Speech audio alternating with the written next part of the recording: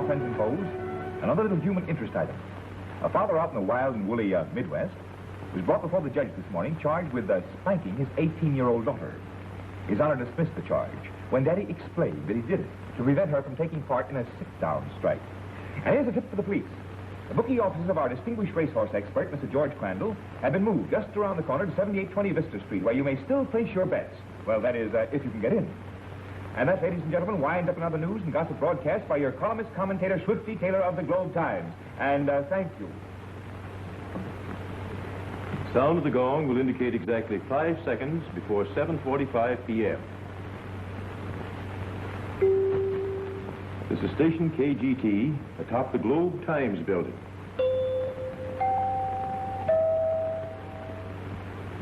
And now, through the courtesy of Branson Bakeries Incorporated, we bring you the golden voice of that great lover of the airly, Signor Romeo Casanova, with some new love ballads written especially for him and dedicated to his millions of radio sweethearts. The title of his first number is, Then You Remember Me.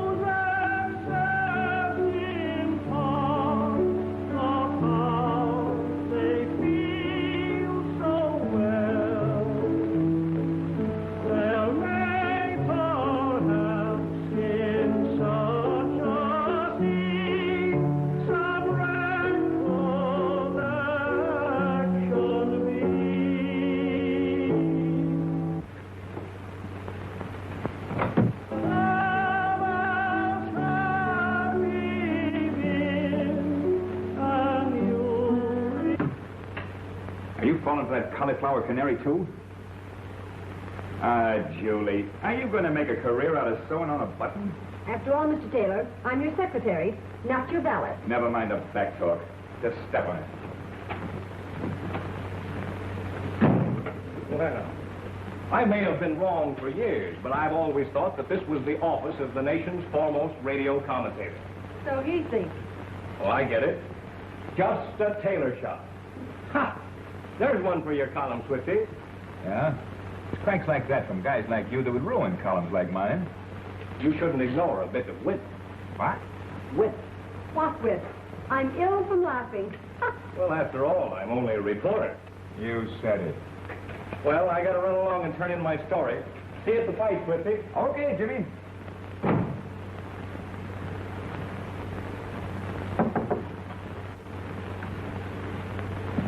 Where's your boss, Alice? In his private office. That's swell. I got something to tell his secretary. What is it?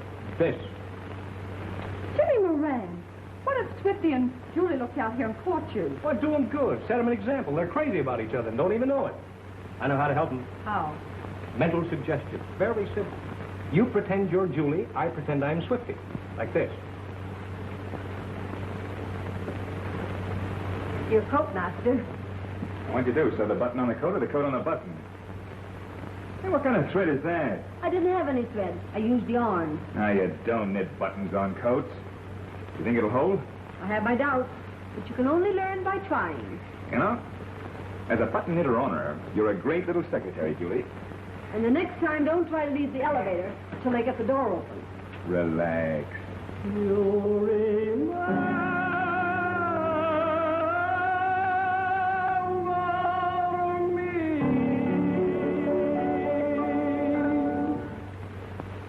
This concludes another program of love songs by Signor Romeo Casanova, the great lover of the airly, brought to you by Branson Bakeries Incorporated.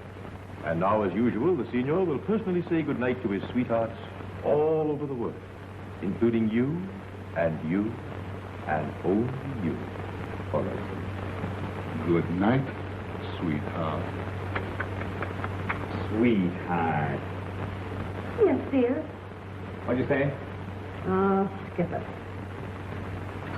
Ladies and gentlemen, as our city election is only a few days away, this station has impartially accorded various candidates the opportunity to use our facilities in expressing their views. Last night, Mr. Henry L. Martin, candidate for the important post of district attorney, spoke from this station. Tonight, you will listen to his political opponent, Mr. Robert E. Sutherland, our present district attorney, who will speak to you from his office in the City Hall. Take it away, Mac. Thank you. And now, ladies and gentlemen, our district attorney, Robert E. Sutherland. Thank you. Ladies and gentlemen, I have neither the time nor the desire to mince words tonight. I ask for re-election in order to continue my work of ridding this city of its human rats, its crooks, grafters, gamblers, and racketeers. I have been relentless in my efforts to stamp out vice of every kind. As you know, already I have put behind prison bars 12 public enemies, and I am about to crack down on number 13. I'll bet the 13th man is shaking in his shoes. I wonder who he'll be. Nobody knows but the DA himself. There are a number of men who can qualify for number 13 on my list. Among them is none other than Henry L. Martin, my unworthy opponent, who wants my office for the sole purpose of turning this city over to the underworld. Wow. That guy's throwing dynamite bombs. I better see if the boss is getting this. Another who can qualify is Louis Christie, one of the most pernicious criminals in the city. Ex-druggist, former bootlegger, who has promoted himself to nightclub owner and big shop leader of vice. And also among those eligible for a prison cell is George Crandall, who has robbed our citizens of many thousands of dollars by his crooked gambling machines and phony horse race tip sheets. Still working? Oh, not too hard. Gee, I'll be so thrilled to get away from here. Thrilled? Why, a newspaper's the last word in thrills. Birth, death, success, failure. I wasn't cut out for it. I'm a homebody. Gee, I'll love it. Planning for Jimmy. First, we'll have a budget. So much for light, so much for gas. Yeah, I've read all that, too. From domestic science to the divorce courts. Julie. Only kidding, Alice. You've got a fine boy. But treat him like we do our bosses. Let him think. They do all the thinking. You've never been in love. Oh, I've had measles. And another possibility is none other than Dr. Randolph Gorman, whom I threw out of his job as head of the county hospital. The newspapers called his crime mismanagement. I call it graft. Cut that off.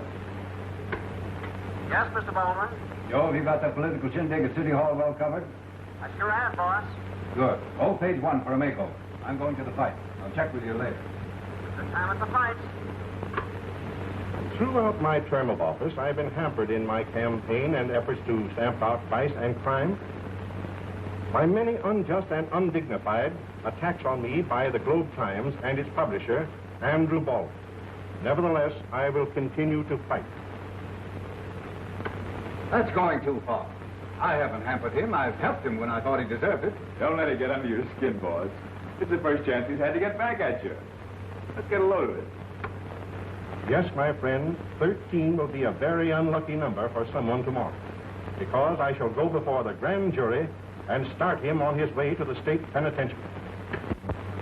Another good story, anyhow. See you at the fight. Right. Hey, you. Stick around a while. I may have some work for you. How about you and I stepping out for dinner tonight? It's a miracle. I've worked for him for 6 months, and it's the first time he's invited me to dinner. Stick around till I get back. Call that an invitation? Well, it'll do until a real one shows up. Gosh. I'm going to go home and dress for the occasion. Alice, stick around till I get back. I mean, look after things.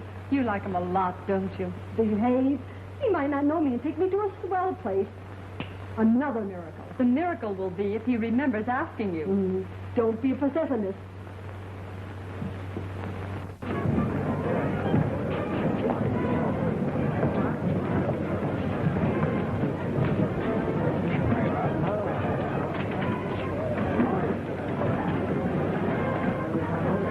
Well, Sutherland, you weren't very subtle in your speech tonight.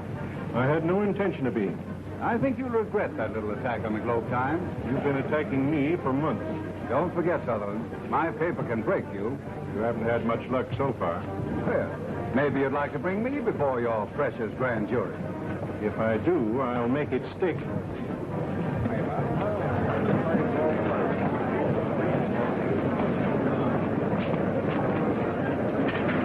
folks, while we're waiting for the first bout of the evening, I have a treat for you. Here comes Swifty Taylor of the Globe Times. How about a few well-chosen adjectives, Swifty? I have a heart, and I just finished a broadcast. Remember your duty to your public, Swifty. Come on, give. Well, good evening, folks. This is the great age we live in. Nowadays, you don't have to turn on the vacuum cleaner to get the dirt. You merely dial the radio to the voice of Swifty Taylor, which is coming to you now direct from the ringside, where the pugilists are climbing the ladder of success round by round. Folks, what a shame you can't see the look of reproval on the face of my sidekick, Jimmy Moran, also of the Globe Times, as he gives me the birdie by remote control. Well, folks, fighters here tonight aren't all in the ring. No, unless my eyes deceive me, there's Stella Leroy, that red-hot torch singer, with her imitation ermine cape, accompanied by Jack Winslow, that millionaire boyfriend of hers, who tosses his money around like it was confetti.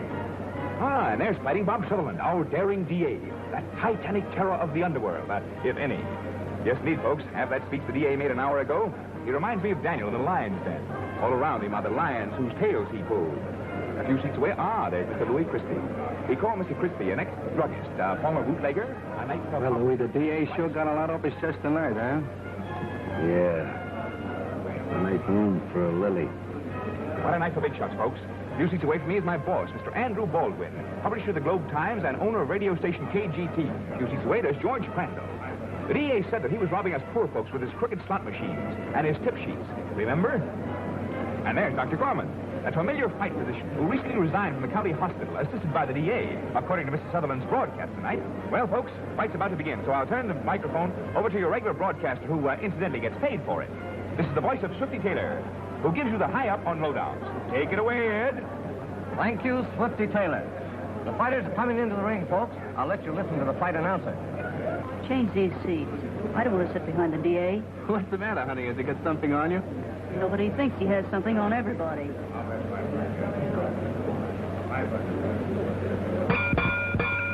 Hey, if your face was a gun, somebody'd be dead. Oh, I get it now. The DA. Ain't that the guy that gave you the rap for 5 years for cracking the safe, Eddie? Yeah. 97 3/4. Hey, wait a minute. Not now. Not here. No.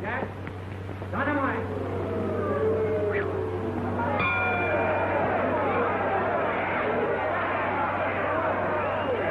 Matter, Bob? Those kids up in the gallery throwing things again. Must be BB shot. Must be pushing the pop bottle. Those kids must be reforming.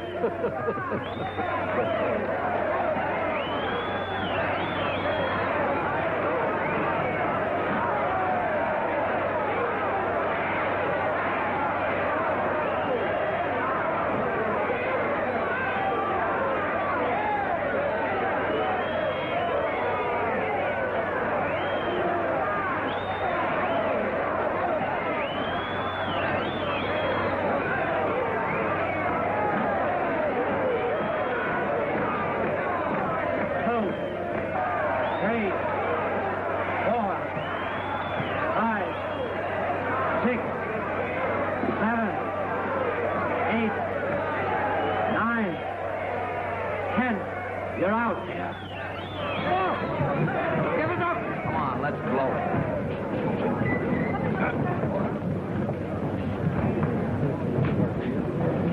Yeah. Stick on this story, Moran. Okay. Better play up Sutherland pretty strong in your column tomorrow morning. Right. What was the cause, Doc? Looks like the heart. Come on, Jimmy. Julie! You look so pretty, I didn't know you. Is that a compliment or a slam? Now, don't tell me you doll up like that for a man you don't care about. I refuse to answer. Oh, Julie, I hope he... Hey, what's the matter? Oh, Julie, isn't love wonderful? It must be. Careful. Don't splash the new furniture. Isn't Jimmy grand? He's elegant. Mr. Baldwin gave us a $100 check for a wedding present. Oh, what are you crying about? Isn't that enough? I'm silly. You're sweet. Don't be late tomorrow night. You know, you're my only bridesmaid. You bet. I'll be there on time if I have to crawl, dragging Swifty by the hair.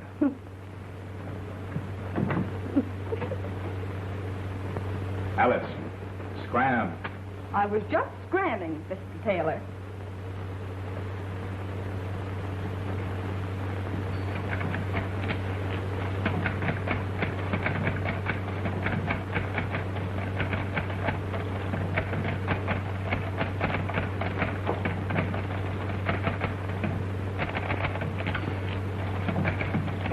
can do? No. Bob Sutherland just kicked off. Swifty. Heart attack. Where did he die? At fights. The old heart just stopped, that's all. Well, no wonder. After the way you and Baldwin and the paper have been writing him lately. All in the game. The bitter with the sweet. Remember our profession. That's all, Ryan. Good night. Well, I guess I may as well go too, Tom. I've phoned in everything on the story I can get. Well, it's just a case of heart failure. That's all you can say. Yeah, I guess so. Well, see you in a couple of weeks. So long, Tom. So long, Jimmy, and congratulations and good luck. She's a fine girl. Thanks, Tom. Good night. Good night.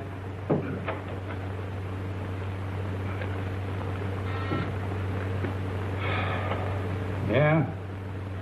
Oh, hello, Coroner. What? Why, for the love of Pete, you... Yeah? Say, listen, Doc. Doc, don't breathe a word of this to anybody, especially the papers. No. Yeah, I know. But listen, hold everything back and let my boys get a break on it. Yeah, all right, I'll be right over.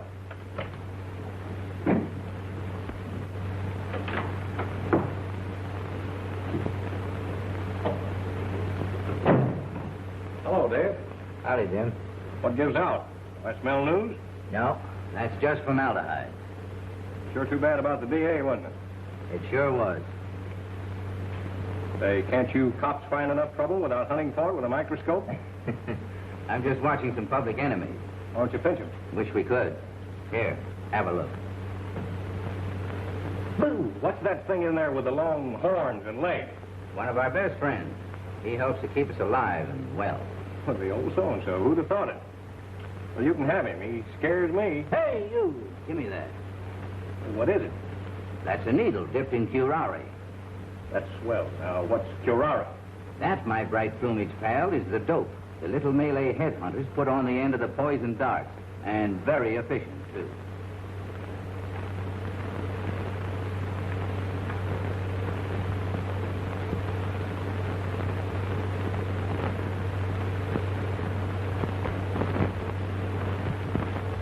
So long, Dave.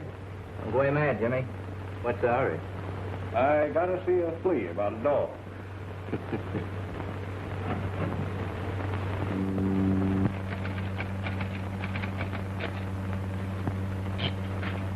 Here, read that.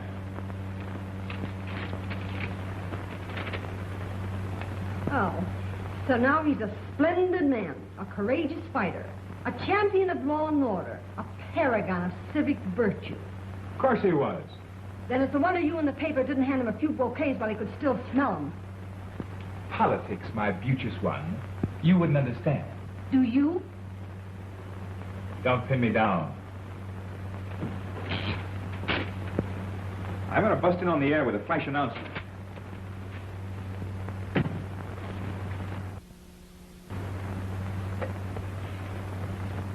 Hello. Oh, hello, Timmy. Swifty's on the air now. But I can't take him a message. Jimmy Moran, such language. Ooh. What? All right. Yes. Yes. All right, Jimmy. I'll take it right in. Dr. Randolph Gorman, the medical examiner for the State Boxing Board, who was on duty at the fights, pronounced death due to heart failure. Just a moment, folks. Exclusive. A bombshell. I've just received astonishing but authentic information. The District Attorney Sutherland did not die of heart failure. He was murdered. The broken point of a thorn, dipped in curare, a deadly poison used by Asiatic savages and headhunters, was found embedded in Sutherland's neck. Learn more details of the murder by reading the Globe Times and listening in on my next regular broadcast. This is Swifty Taylor signing off. Good night, all.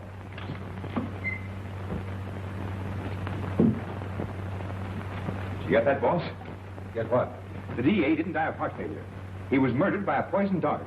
I just put a flash on the air. How did you find that out? Well, Jimmy Moran phoned in. He knows it out at headquarters. Nosed it out? Yeah. O'Hara was trying to soft pedal it.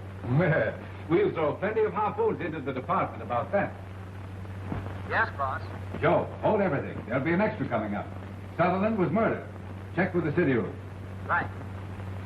Well, I think this calls for a little salary sweetener for Jimmy Moran. Swell, boss. He can sure use it.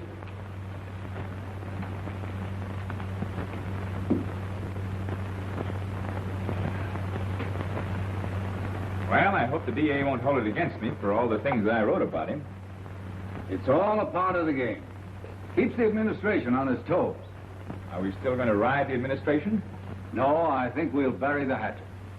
In the DA's grave, so to speak. Well, that's one way to put it. Can you think of any way to find out who the 13th man was to be? Afraid not. What a story that would make. Wouldn't it?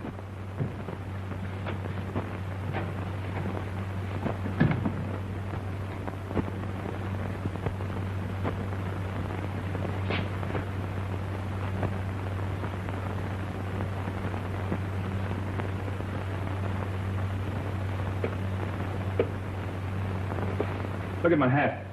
What are you doing around here at this hour of night anyway? Starving. Why don't you do your starving at home? Because there's too much food in the icebox. Come on, come on. I'll send you home in a taxi. You'll send me home in nothing. Then you would need a taxi. Listen here, Swifty Taylor. You promised to take me out for a bite to eat, and you're going to do it, or I'll sue you for breach of promise. Say, that's right, I remember. So what kind of a secretary are you anyway? Why don't you remind me? Let me take a 5 spot, will you? It's true, even when I'm talking to the moon above, my topic of conversation is you and love. I'm shouting it everywhere that I go. Oh, it's so, even when I'm talking to How's the family, Tony? Ah, she's in fine. Last week, gave an order. What do you call it? Your collar? Bungalow from heaven. How many bambinos have you got now, Tony? 13. 13? Well, that's an unlucky number this week. Oh, no, not, oh, not for me, Mr. Taylor. I like it, a bambino. What do you want? I'll order later. me again. It's when I keep talking of a honeymoon to be. My topic of conversation is you and me. Sorry, I didn't bring my typewriter. What coffee king is going to be crowned? Give me a word. Slade. Crowned when his wife finds him holding hands with a manicurist, Louis Crispy's, instead of at the Palace Barber Shop. My topic of conversation is you and me.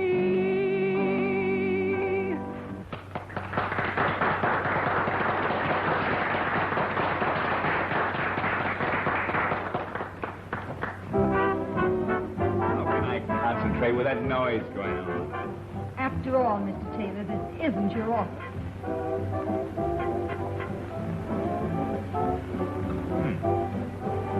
I see Mrs. William Stanton Bridges III is on a diet again. Champagne and caviar. Poor thing.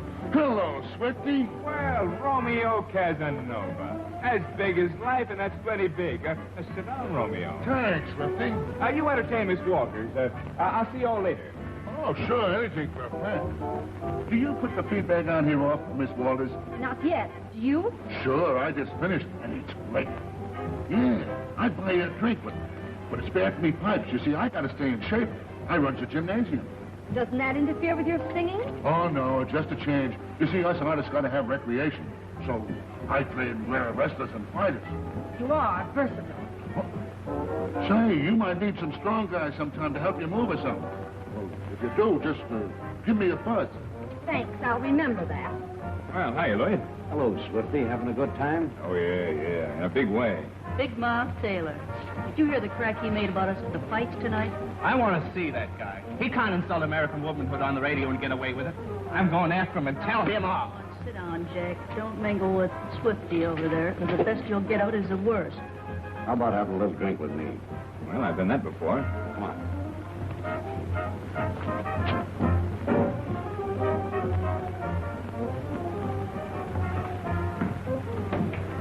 Hello, Al. Hey, Gus. Hey, Swifty.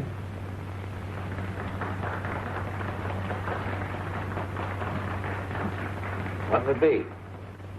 Plain water. Don't laugh. It's an idea. I think I'll surprise the old stomach with one myself.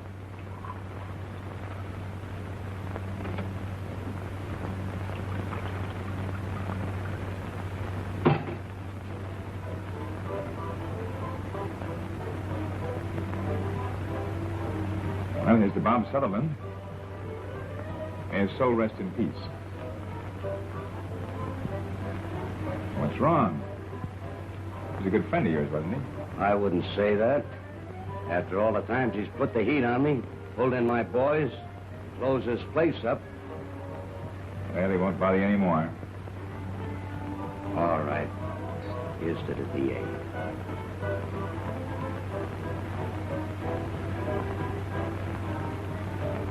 Tough to kick off in the prime of life, though. The way you say that, it don't sound so nice. What's wrong with it? I don't know. I just don't like it. It's too bad. And another thing. That leg man of yours, Moran, he was in here tonight and talking kind of screwy. Like I had something to do with the DA dying of heart failure. He didn't die of heart failure. He was murdered. Murdered? And you think that I had something to do with it? He burned you in his speech tonight. You didn't waste any time getting out of the fight stadium. I'm in business, and I can't afford to get mixed up in anything like that. Forget it, Louis. Thanks for the drink. See you later. Do you want to hear how I became a great singing voice? Well, I'll tell you. Up to about 5 years ago, I had a voice like a crow. But I'm out in L.A. when I got matched with a big farmer from Iowa. Sioux City, Iowa, too. But I'm out of condition, see? And he gave me this.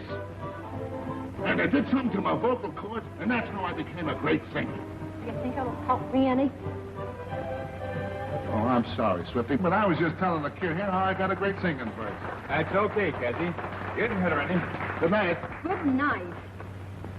Now do we eat? Eat. Oh, eat, sure, yeah. Where's Tony? Pardon me a minute, honey, will you? I'll be back later. All right,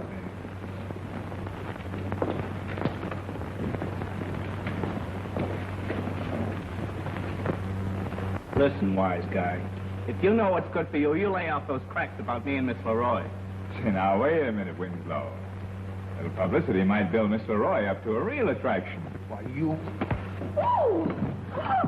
Come on, let's get out of here, come on.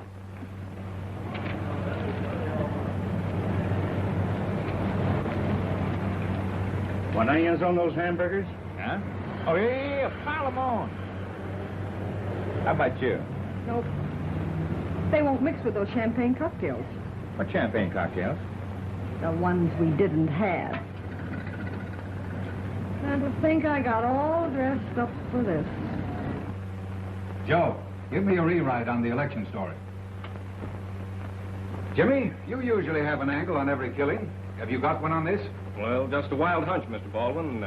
I'm on the way to run it down now. I may even have something for the Bulldog of the night edition. And then, the big honeymoon. Good luck, and congratulations. Thanks, Mr. Baldwin. Coming to the wedding? Can't make it, Jimmy. Sorry. So am I. Oh, stop in at the cashier's office on your way out and pick up your vacation check. And from now on, your salary will be $10 a week more. Thanks again. That's swell. Here, use that. That's no good. Boy, what a day this has been. But I got a lead on the killing, Swifty. Well, spill it. And I got a $10 raise. Boy, what a honeymoon this'll be. Whose honeymoon?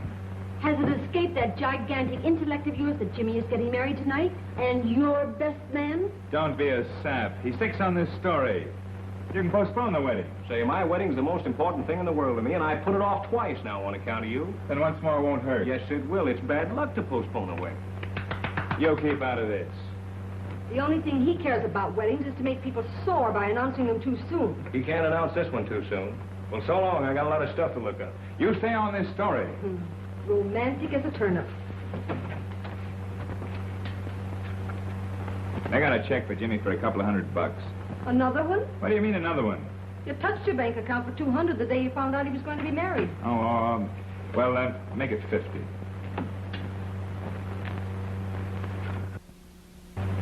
Now, you'd better come clean. I never saw a more perfect setup for a guilty man. Crazy talk, O'Hara. Why should I kill the DA? Oh, there are plenty of whys. Well, you hated him. He interfered with your rackets. He kept you and your mob in hot water constantly. He was about to send you up to the penitentiary. Oh, he'd done the same to dozens of others.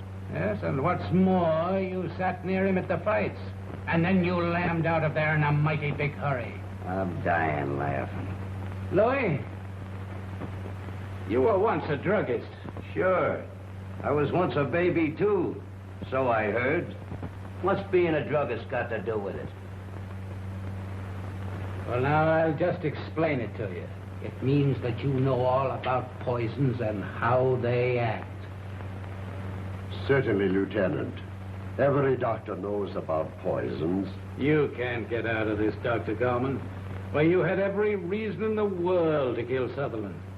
He threw you out of your soft job, and he was about to throw you into prison. But that doesn't mean that I killed him. Well, even your duties at the fight kept you close to him all the time that he was alive. And what's more, you examined him after he collapsed. Purely a situation of circumstance.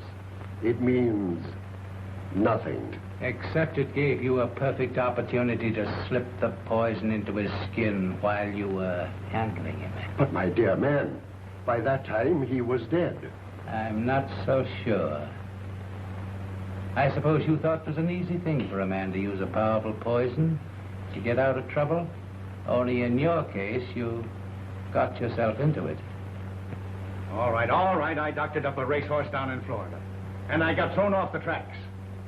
But that doesn't mean that I know about bows and arrows and poisoned darts. Well, you must have some knowledge of drugs. No, I bought some of the stuff and gave the horse a shot of it. You know, only a man with a criminal mind would do a thing like that, Crandall. And that's just what you've got. Just a hero, O'Hara. I'm no criminal. All right. I suppose robbing the public with your crooked gambling machines and your fake racing reports is your idea of honesty, eh? That's just being smart. Sure. So smart, Sutherland was going to send you up for it. O'Hara, I'm surprised at you. I suppose you think I killed the DA to get his job. Well, his death would benefit the criminals of the city, and you're known to be their mouthpiece. Strong language, O'Hara. It's not half as strong as I wish I could use. Here we had the finest, the most fearless district attorney this city has ever had, and... well, you know what he got. I wish I could have just 24 hours of a free hand, and I'd give this city a house cleaning, and there wouldn't be anybody left to shoot poison darts in my back when I got through. Mother. Oh, you're getting them all mixed up. I thought so. This goes with Ethel's present. And this one goes with the tray. Now, don't be so nervous. Well, goodness, Mother, a girl's entitled to be a little nervous at a time like this. What's this? That's the bride, and that's the groom. They go on top of the cake. See? That's me, and that's Jimmy. In the flesh. Jimmy! Hiya, Mom. Oh, look at all this stuff. A cocktail shaker. Leave things alone. You got away early. Yeah, I just dropped in to use the telephone. I want a story, but it won't take long. But this is our wedding night. Yeah, you think I'd forget that? Say, now, ain't that something? You like it? Oh, that's swell. Did you bake it yourself? Brides don't bake cakes. Well, I don't know. I've never been a bride. You and me, all ready for the ministry. Well, I'm hungry. Didn't you have any lunch? Well, a cup of coffee and a couple of pieces of brake lining with apples. Pie, I think they call it. You just wait a minute and I'll fix that. No, thanks, Mom. I haven't got time. Jimmy, you should be home getting dressed for tonight. I got a hot lead on the Sutherland case, but don't worry about me. I'll be here early. Hello, Julie? Swifty there? Oh. Well, I'll call him later. Me? I'm with Alice. Hey, Julie.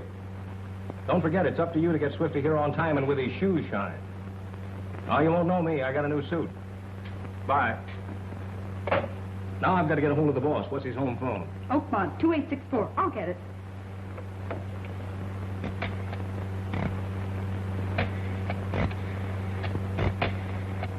You know, you're the sweetest thing in the world. No answer. That's great. Now, don't you be late. Honey, I'll never be late as long as I live when you're waiting for me.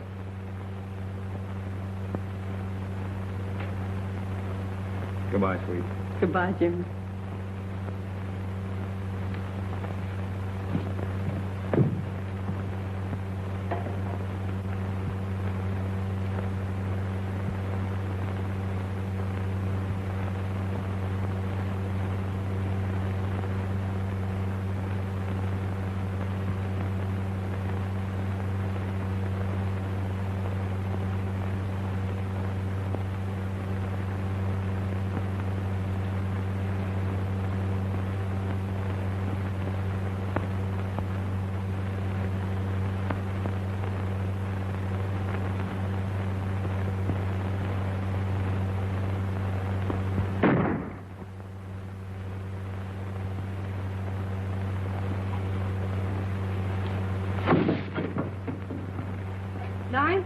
The ceremony's scheduled for 9. If Jimmy made headlines like he does his weddings, he'd be fired.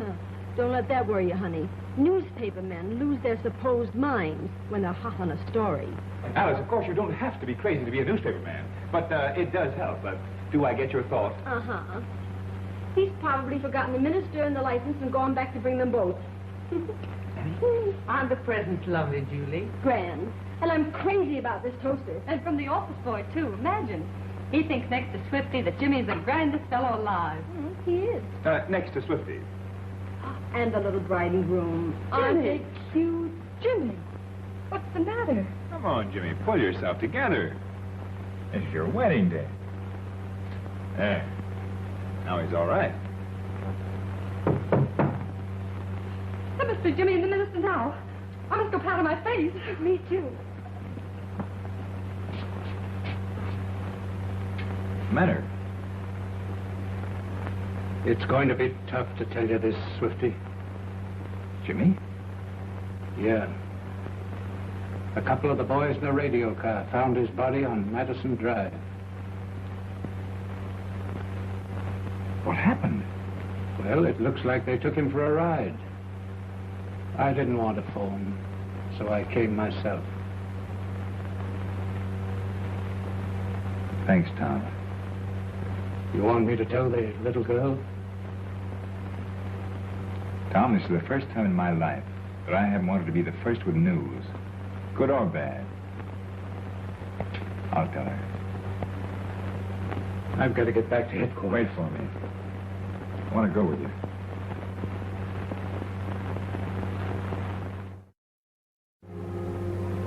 Wasn't that Jimmy? Swifty. What's the matter? That was O'Hara. Jimmy won't be here. Swifty, what's happened? Where is he? He's dead. The police just found him. I'll be ready in a minute, Julie. I'll have to tell her. I'll tell her. Thanks, Julie. Better go with O'Hara now. I hate to leave you like this.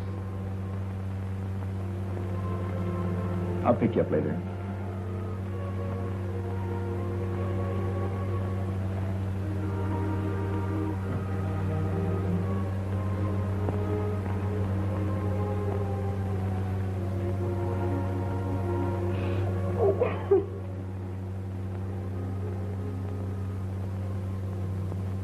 Anything yet? Nothing. Down there ought to be a lead somewhere. Well, we've checked everything. Now, here's what we found in Jimmy's pockets. See if you can make anything out of it. There you are. There's a watch, a wallet, Tobacco pouch? Pipe? Cigarette holder? Tom. Married?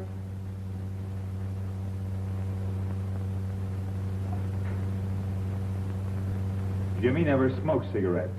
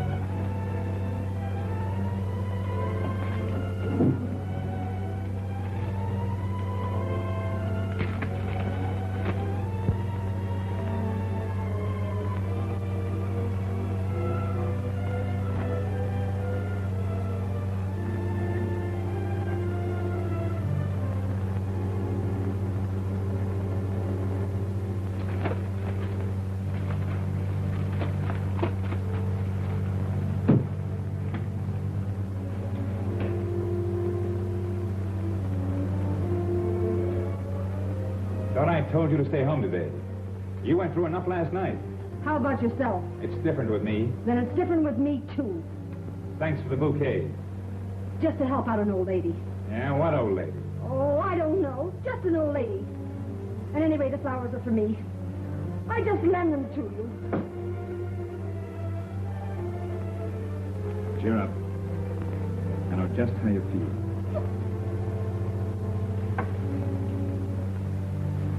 Found something in there that may give us a line on who killed him and the DA. Yes? What is it? An article written by Jimmy a couple of years ago for our Sunday magazine section about poison darts. I'm going to follow it up. But how is this going to lead you to the murderer? I don't know yet. It must have been what set Jimmy on the trail. Oh, Swifty, please leave this to the police. It's the last thing I can do for him. Yes, it might be the last thing for you. Oh, Swifty. If anything should happen to you, I did what? I'd lose my job. But so would I. See you later. Where are you going? To have a talk with Alice. And then what? I don't know. I'll keep in touch with you. Hello, Swifty. Well, how are you, Legs? What are you doing here? Oh, I'm managing Bugs Belletti. Just brought up a publicity blurb for the sports editor.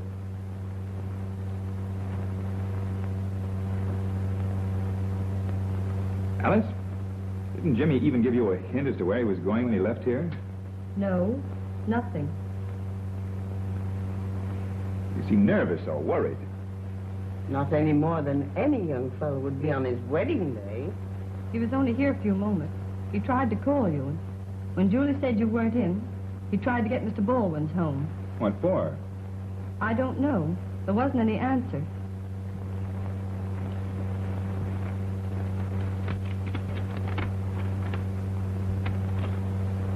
Boss told me to give you this, Alice. You're to take it easy for a while. Your job will still be waiting for you when you come back. Well, that is, if you want it. Of course I'll come back. Keep your chin up, Alice.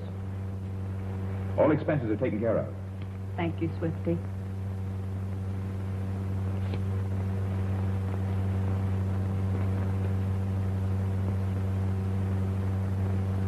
Good evening, friends and foes.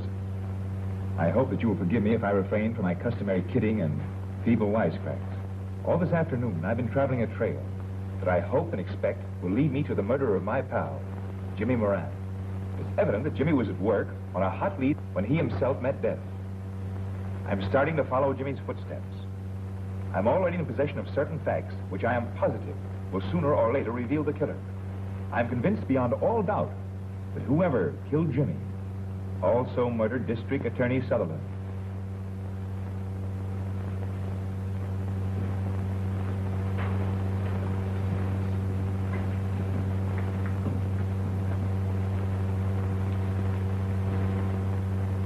Go get in.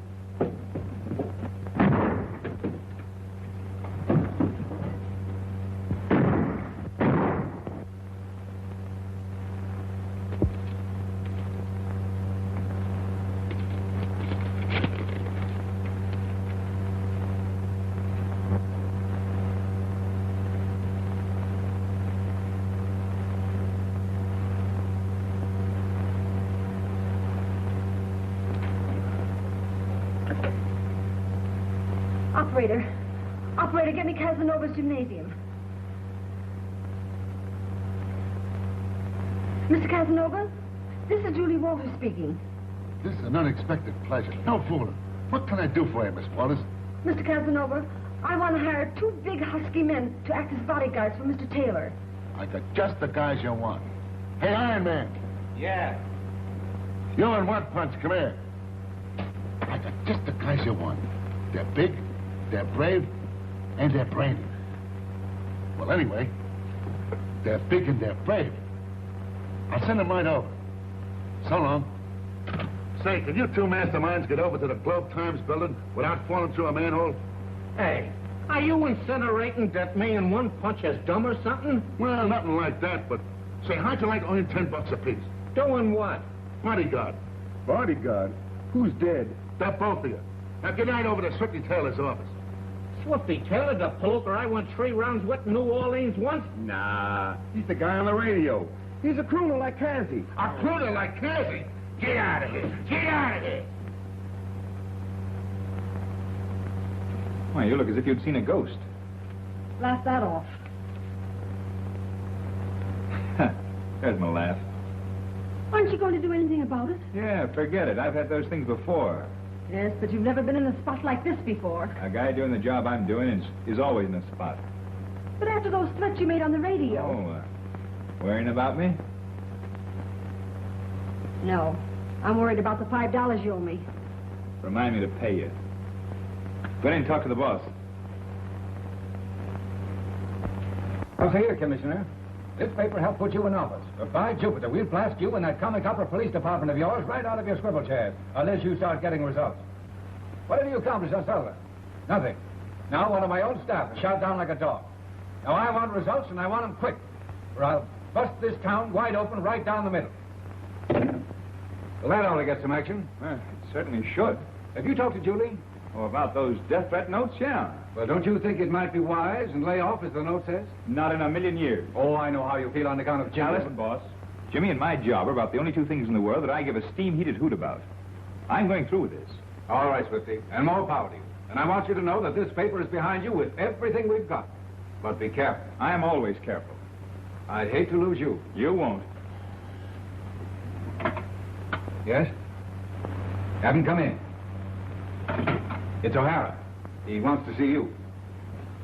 Oh, hello, Swifty. Howdy, Mr. Baldwin. Hello, O'Hara. Heard your broadcast last night. Guys who shoot their mouth off like that don't live very long. So I've tried to tell him. I'll shoot my mouth off plenty from now on. Yeah, I know how you feel about Moran. But you'd better let my department handle this case. And you'd better start handling it, O'Hara. Well, we're doing the best that we can. Have you really got a lead in this case, or are you just grandstanding? I'm not sure, but I'm getting warm. Yeah, so was Moran, evidently, and now he's cold. Ah, cut it. I'm going to carry on from where Jimmy left off. So you won't spill what you know, eh? Not till I'm ready. Okay. I don't hold out on you like that, though. You know who that is? Sure, that's Slakes Henderson. Well, he just came out of the clink after a stretch that Sullivan gave him for safe-cracking. Yeah, well, he's up to his old tricks again. He's the one that tried to rob the DA's safe last night. Why, I saw him in the building yesterday. He was trying to plant some publicity for his fighter. Well, we'll plant plenty on him, too, when we get him. Well, how do you know it was Henderson? Watchman recognized him. What do you suppose he was trying to get out of that safe? Incriminating evidence against Sutherland's 13th man. Of course, you know, he was hired to do the job. A yegg like Henderson wouldn't do a thing like that unless he was well paid for it. Then whoever's been paying Henderson must be the guy that killed Sutherland and Jimmy. Well, goodbye, Mr. Baldwin. So long. And remember, follow him every place he goes. Everywhere? Every place? Every place. But we'll liable to get pinched, ain't we? Sure. Pinched? What for? I got pinched for following that dame once. Yeah, he did. What are these? Your bodyguards. Thanks, Julie, but I can't use them. You will, too. I moved too fast for them. They couldn't keep up with me. Listen, you're going to have a bodyguard like us. I got a date with O'Hara. Goodbye, boys. Well, why didn't you follow him? He said goodbye. Oh, follow him.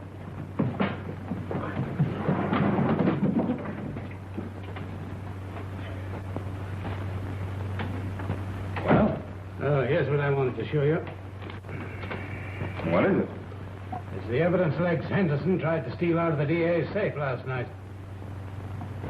Wow. This is dynamite. Well, there's certainly motive enough there for murder. Yes, but after all, it isn't evidence for murder. How have you got that thing, that dart they found in Sutherland's neck? Yeah, sure. Here. Now watch yourself there. Don't worry, I will. Where's that stuff that was in Jimmy's pocket? Sure, right here. Here's what I want. Never been used. So I noticed. Notice how it's been reamed out? Yes. Mean anything to you? Well, no. Not particularly.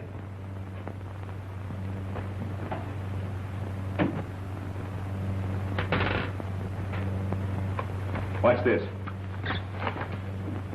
Say, be careful. That thing's already killed one man. It's going to kill another man, Tom. In the electric chair. That's the thing that killed Sutherland. I believe you're right. I wish we knew where Jimmy got it. If we did, we'd have our hands on the murderer. Let me take the telephone, will you? Sure. I think I've got some. I want to call the boss.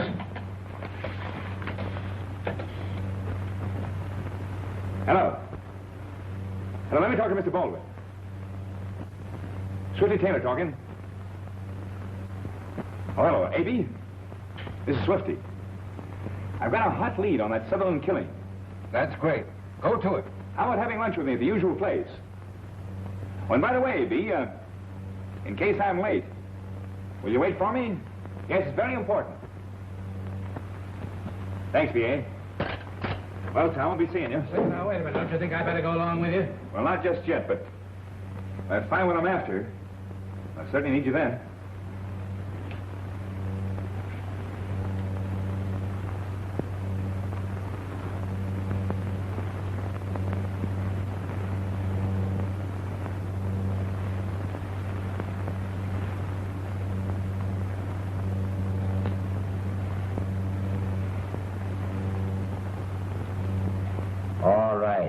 All right, Al. I ain't interested now. You want to do it. Hold on a minute. Why are you down here rehearsing? You need it. Well, I guess you wouldn't be rehearsing either if you just lost $2 million. What do you mean, $2 million? Didn't you see what that rat Taylor put in his column about me this morning? I'm not interested in Taylor's column. Well, what did he say? Listen to this. What millionaire playboy with wedding bells in his beret would tune him out pronto if he found out his nightclub canary still has a legal mate? So what? Well, so Winslow, the minute he reads it, calls me up and gives me the air. Well, how did Taylor know your divorce from Crandall ain't legal? How am I to know? The guy picks up everything. It's about time somebody put a stop to his mouth. Maybe somebody will. Who knows? Come on, Peter, will you, Stella? I'm busy. Hello. Hello, Al. Get this. You do it my way. And if you and Gus fumble on this, it'll be tough for both of you. You understand?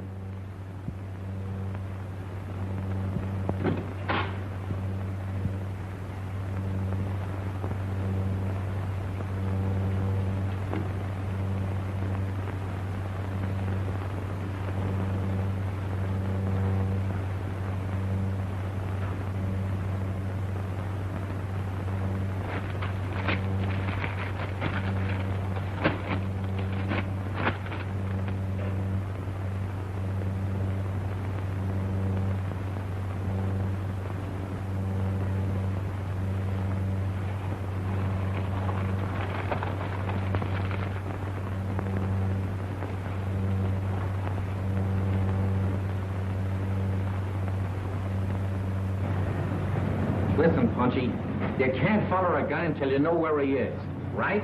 Yeah, but we've been standing here for 5 hours, and my puppy's beginning to whine. So what?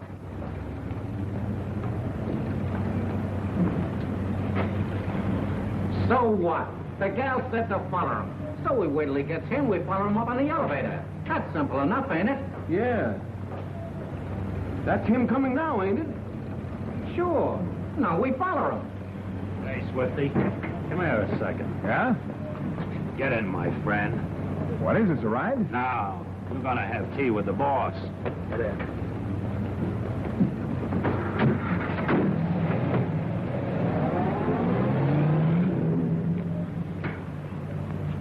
What do we do now?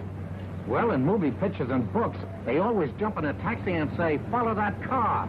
That's a swell idea. I'm dying to sit down. Hey! Follow that car!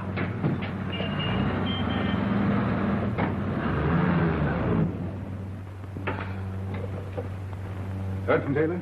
No, Mr. Baldwin. What did he want to talk with me about this morning? He didn't tell me. Then by chance did he tell you why he made a luncheon appointment with me and failed to show up? What? I waited over 2 hours for him, thinking every minute that he'd show up. Oh. Well, what's the matter? Oh, someone called again on the phone and threatened to kill Swifty after he gets to the microphone for his broadcast tonight. Well, did you try to trace the call? Oh, but you can't trace the call from outside. I'll be in my office. Let me know the moment you hear anything.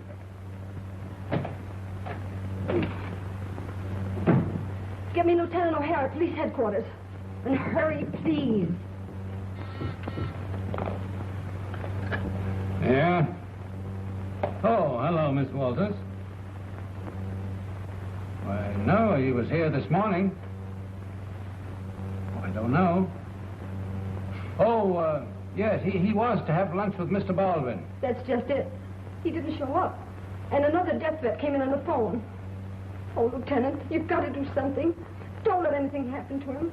You've got to find him, I tell you. Oh. Oh.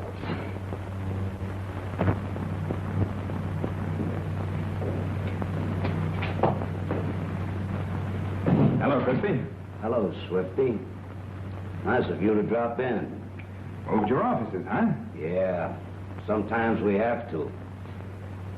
Nice place for a murder. Well, I hope we won't need to have one. Look, Louie, I thought you were too smart to pull stuff like this on me. Sit down. Don't be bashful. I just been sitting. You want a little drink? You might need one. No, thanks. What's this all about? That's what I brought you here to find out. To see how much you know. Don't tell me you're worried. Sure I'm worried. I'm worried about you. You know too much. You talk too much. And that ain't healthy. I hate to lose my friends. Quit stalling. All right. Who killed those guys? You're asking me? Listen, I've got no time to fool around. They've got the heat on me plenty. Now I'm gonna find out from you who smeared those guys. Sure you are. On my broadcast tonight. Sonny boy, you ain't gonna broadcast tonight. Listen, pal, I like you. But Al and Gus here, they don't like you.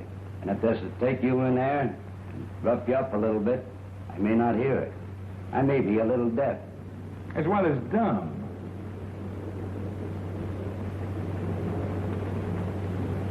You're leading straight with your chin, Louie.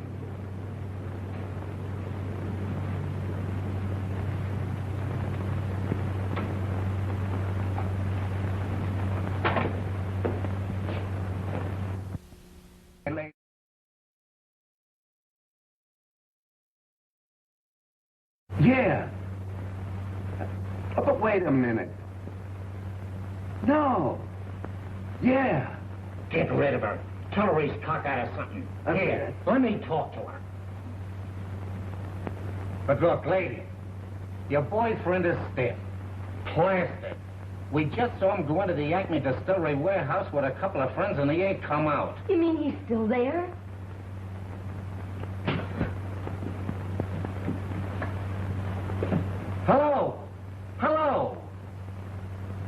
you imagine she went and hung up on me?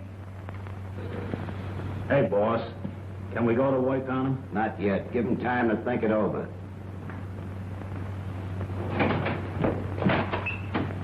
Well, the girlfriend. Is Swifty Taylor here? Yes, sweetheart, he's right in there. Come on, I'll show you.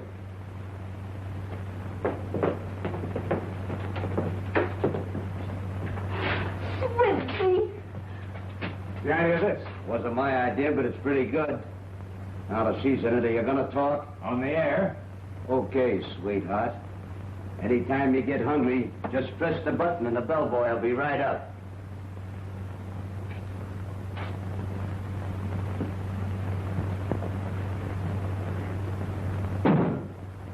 How'd you know I was here? Your bodyguards told me. They would. Now, there's two of us to get out of here.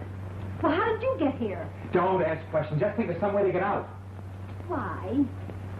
I got the broadcast tonight. Oh, why don't you give your public a rest? Listen, Julie. Look. If I'm right, the dart that killed Sullivan belongs right in that hole. Where'd you get that? I'm going to spill that on the air tonight, too. What are you doing now? You told me to think. You don't have to make faces, do you? It's my face. I got it. Give me a match. What are you doing, tricks? Never mind. Don't ask questions. Wait for my next broadcast.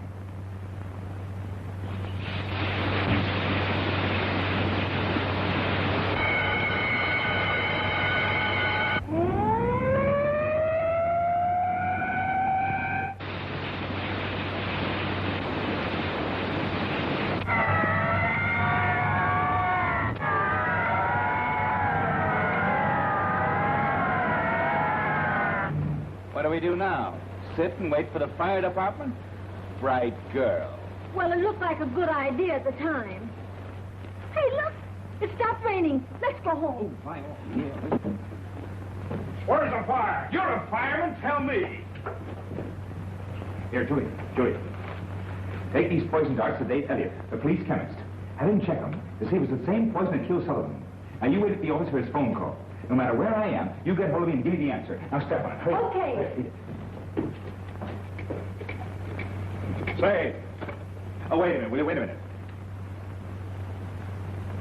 Hello, boss. Swifty, where have you been hiding out? I've got all the police in town hunting for you. Tell the boys that I'll be on top of my broadcast tonight. That's great. But what happened to you? I was kidnapped by Crispy. I just got away. Crispy? So he's the one. Well, it certainly looks that way. And listen, boss. Phone O'Hara. Have him round up Crispy and all his boys. Get hold of every suspect that he's got. Have them all at the broadcast room. You hold them there for me. That's right. Okay, boss. Thanks. Say, what's your name? Taylor. Swifty Taylor. Not Swifty Taylor, the columnist. Swifty Taylor, the columnist. What? Got three. Thanks.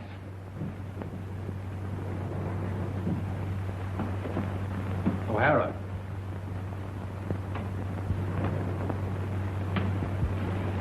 Now remember, Taylor's safety is in your hands, and I don't want any slip-up. Well, I think we have everything under control. Fine.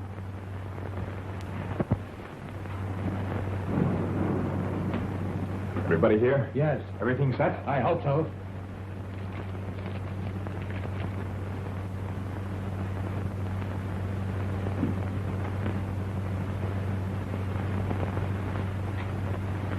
Folks, I haven't got time to toss words around.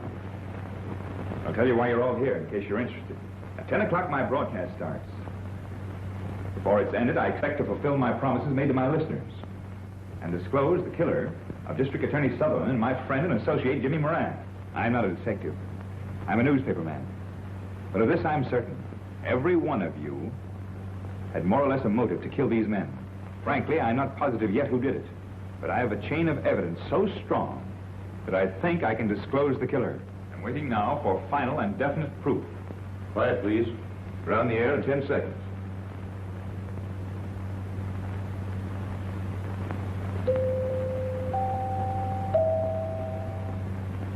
Good evening, ladies and gentlemen. This is station KGT, owned and operated by the Globe Times. Again bringing you Swifty Taylor in his regular nightly broadcast. Greetings, friends and foes. Although this is my usual broadcast, I have reason to believe that you'll find it most unusual.